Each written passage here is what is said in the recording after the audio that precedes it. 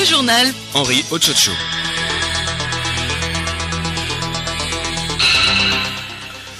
Il est exactement 12h30 sur les antennes de Radio Lomé.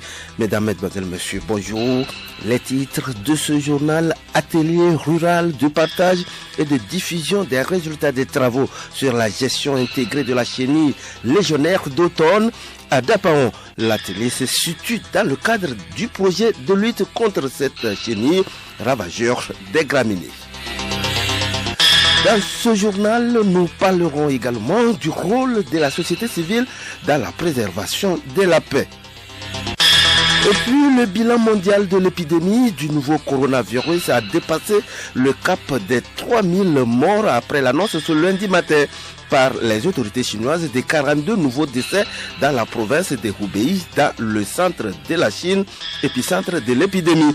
Pendant ce temps, on apprend que l'état de santé du premier porteur du coronavirus au Nigeria reste stationnaire. Les messages de prévention et les conseils sur les bons gestes à pratiquer se multiplient partout en Afrique.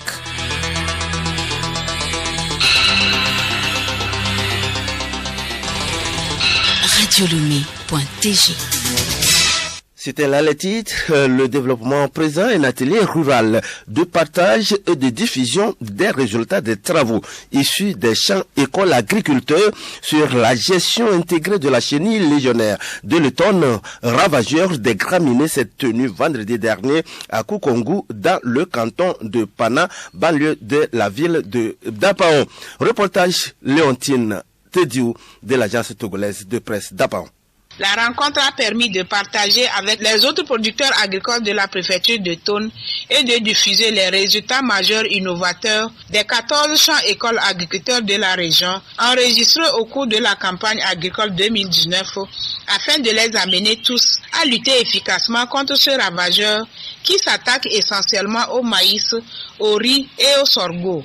L'atelier a également servi de cadre d'information, de sensibilisation et d'échange d'expériences entre les partenaires et les acteurs du monde agricole sur les performances de la conduite des champs écoles agriculteurs en matière de la connaissance de la chenille légionnaire d'automne. Au cours des travaux, les groupements de Koukongo et de Nipurma ont présenté les résultats obtenus et illustré par des sketchs les différentes techniques et méthodes utilisées pour avoir un bon rendement. Léontine Tateho, Arokmawe, Atop Dapaon pour Radio Lomé.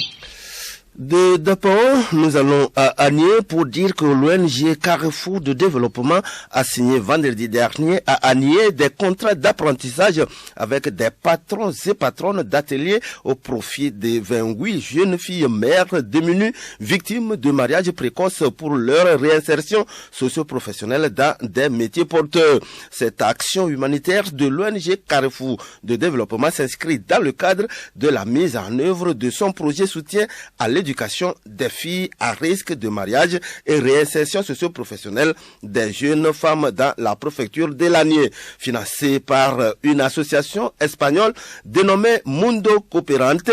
La signature des contrats d'apprentissage s'élève à 1 876 000 francs CFA et couvre une période de 2 ans de formation donnant droit à l'obtention de diplômes de certificat de fin de formation CFA. Nous le disons également en titre, la préservation de la paix dans un pays fait toujours appel à tous les citoyens. Ainsi, pour une paix durable, le rôle de la société civile s'avère nécessaire. Pour Maître Zessa Diavon, la réussite efficace du maintien de la paix passe nécessairement par des actions responsables. La société civile n'a pas le même rôle que les partis politiques. Nous, société civile, nous devons appeler le peuple citoyen. Or, dans le peuple citoyen, il y a aussi les politiques, il y a tous ceux qui ne font pas de politique, il y a tout le monde. Le peuple citoyen, pour prendre conscience de ce qui se passe et arrêter tout ce qui se passe là. Parce que le Togo est un petit pays, tout petit pays, où nous connaissons tous, qui ne se connaît pas. Pourquoi est-ce qu'on ne se met pas ensemble pour trouver des solutions pour que ce pays devienne ce que nous avons dit dans l'hymne national, l'ordre de l'humanité? C'est tout. Or, c'est le rôle de la société civile de pousser à ça. Parce que les partis politiques veulent faire ça, mais au gré de leurs intérêts partisans. Mais la société civile, c'est un intérêt général. c'est au gré des intérêts de toute la population. Et donc si les partis politiques font quelque chose qui va dans l'intérêt de la population, c'est normal que vous trouvez à côté de la société civile. Pour Yao Eklou, président du top de la jeunesse patriotique, la paix se matérialise par des actes libres sans frustration. Nous sommes la société civile et nous sommes en quelque sorte comme les défenseurs des droits de l'homme, des porte-voix des populations. Nous ne faisons pas du parti pris ou de la politique. Nous disons ce qu'il faut pour que la confiance, la paix reviennent entre les Togolais et que notre pays puisse évoluer normalement. La société civile doit jouer le rôle régulateur. Doit jouer le rôle régulateur parce que vous savez que dans un pays, il y a toujours des tendances. La tendance présidentielle et la mouvance opposition. Donc ce que nous faisons, c'est la justice sociale que nous appelons pour. Nous appelons pour la justice sociale, pour l'épanouissement des Togolais. Donc ce n'est pas une œuvre entre guillemets politique, mais nous pensons que c'est ce qu'il faut pour que l'apaisement revienne dans notre pays et que la majorité des Togolais trouvent en notre pays une opportunité de réussite, une opportunité d'épanouissement. Un citoyen, au premier abord, doit montrer son patriotisme. Un citoyen doit montrer sa citoyenneté. Mais il faut aussi que des frustrations soient épargnées à ce citoyen-là pour qu'il se retrouve et en ce moment, il pourra jouer pleinement aussi ce qui relève de sa responsabilité. Le journal Henri Ochocho. Actualité internationale, crise en Guinée-Bissau, le bras de fer préélectoral se poursuit. Umaro Sissoko Embalo, qui revendique la victoire à la présidentielle, est installé au palais. Mais le PIGC de son rival, Domingos Simoes Pereira, fait valoir que le contentieux électoral n'est pas tranché et dénonce un coup d'État. Dans ce bras de fer qui se durcit de jour en jour, les militaires sont au centre du jeu. Hortense Joa.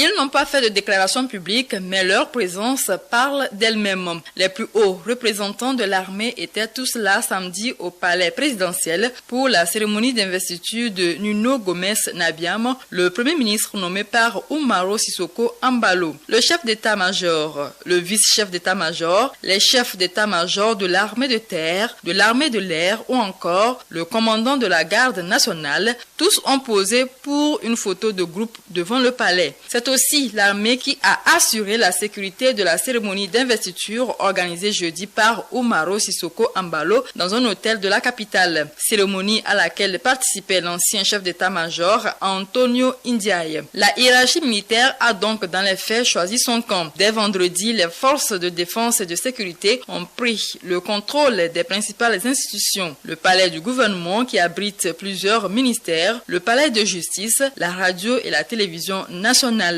Samedi soir, c'est l'Assemblée qui a été investie. Le dispositif est léger mais visible. Rappelons que l'armée, dans le passé, a souvent eu un rôle politique déterminant en Guinée-Bissau. C'est elle qui était à la manœuvre lors du dernier coup d'État en 2012. Les victimes du coronavirus ont dépassé le cap des 3000 morts et les cas se multiplient en Europe. En Chine, les nouveaux cas repartent en hausse. Nadia Titikwina. Le bilan mondial de l'épidémie de coronavirus Covid-19 a dépassé le cap des 3000 morts après l'annonce lundi 2 mars par les autorités chinoises de 42 nouveaux décès dans la province de Hubei, épicentre de l'épidémie. Un total de 202 nouveaux cas de contamination ont été signalés en Chine, le plus faible nombre quotidien depuis fin janvier, dont seulement 6 hors de Hubei. L'épidémie semble chaque jour davantage cantonnée à la province du Hubei. En Allemagne, le nombre de cas confirmés de coronavirus a pratiquement doublé au cours du week-end. Plus de la moitié des personnes contaminées se trouvent en Rhénanie du Nord, Westphalie, à l'ouest du pays où le coronavirus s'est propagé à une grande vitesse. Le virus est aujourd'hui présent dans 9 des 16 Länder. En Italie, les autorités sanitaires ont recensé près de 500 nouveaux cas de contamination en 24 heures. Depuis le début de l'épidémie, près de 1700 personnes ont été testées positives. L'Italie a aussi enregistré 5 nouveaux décès pour un total de 34 morts, toujours dans 3 régions du Nord. Pendant ce temps, en Chili, c'est un écrivain qui réside en Espagne qui a contracté le nouveau coronavirus, ont annoncé dimanche les autorités sanitaires du Portugal où il s'est rendu récemment. Et en Australie, il s'agit d'un ancien passager du Diamond Princess, la paquebot restée en quarantaine pendant plusieurs semaines au Japon où plus de 700 cas s'étaient déclarés. Les 130 derniers membres d'équipage, derniers confinés, ont fini par débarquer, ont indiqué les autorités japonaises. Écoutez Radio Lomé sur le web sur le www.radiolomé.tg. Les magistrats togolais disposent d'un guide de 55 petites questions-réponses pour les aider dans le règlement des litiges fonciers. Ce vademecum est tiré du nouveau code foncier. Découvrons le document avec Hélène Assabi dans la chronique juridique.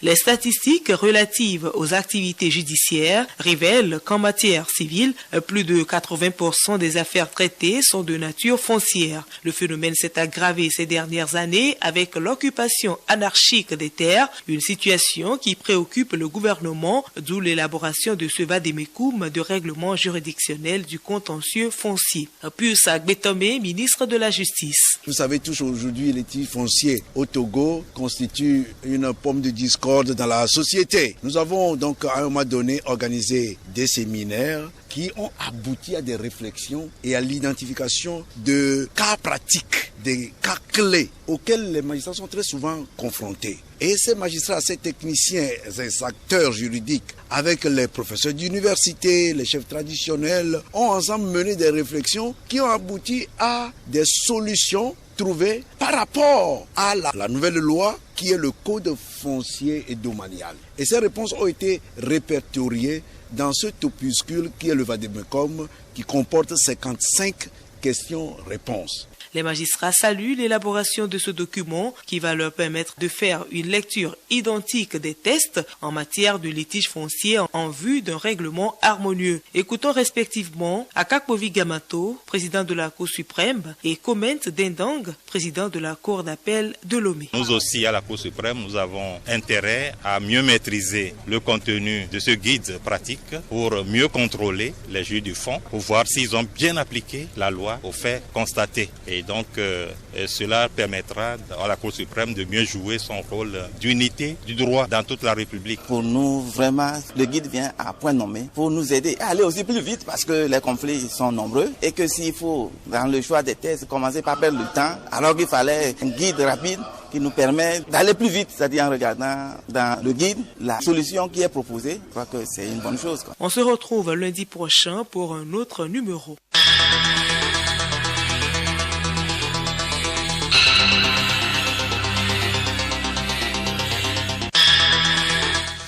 Nous disons merci à Hélène Assabi pour cette chronique juridique qui met fin à ce journal. Le rappel des titres avant de nous quitter: atelier rural de partage et de division des résultats des travaux sur la gestion intégrée de la chenille légionnaire d'automne à Dapaon. L'atelier se situe dans le cadre du projet de lutte contre cette chenille ravageur des graminées.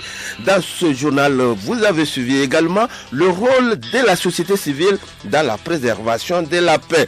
Et puis, le bilan mondial de l'épidémie du nouveau coronavirus a dépassé le cap des 3000 morts après l'annonce lundi matin par les autorités chinoises des 42 nouveaux décès dans la province de Hubei, dans le centre de la Chine, épicentre de l'épidémie. Pendant ce temps, on apprend que l'état de santé du premier porteur du coronavirus au Nigeria reste stationnaire. Les messages de prévention et les conseils sur les bons gestes à pratiquer se multiplient partout en Afrique.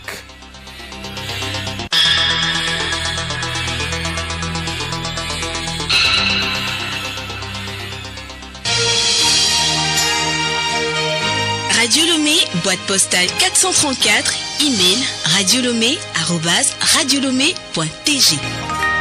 radiolomé.tg